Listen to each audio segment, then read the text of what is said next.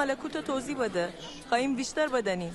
ای کجا نگله نبترسنید، چون که شمی پیر خوشحالیانه کی پادشاهی شما رفته.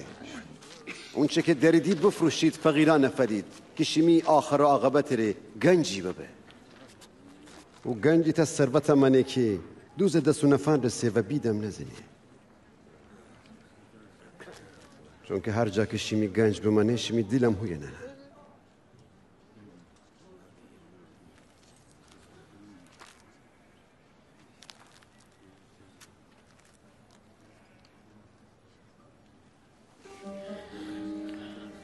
ای زن، تو تی مریضی جا شفا بگیفته.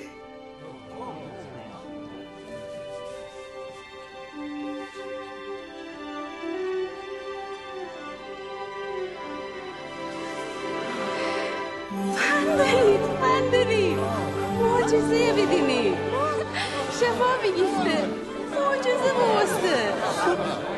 خب دایا شکر ای خدا. بعد 18 سال خدا بدره استاد. 76 روز تنید شیمی کاران انجام بدید.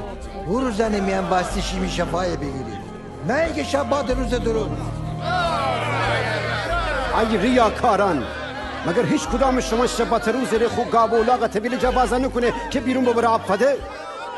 پس چرا نوستی از زن که ابراهیم نسل جایسه و 18 سال شیطان دست اسیر بود شبات روز ری آزاده کده؟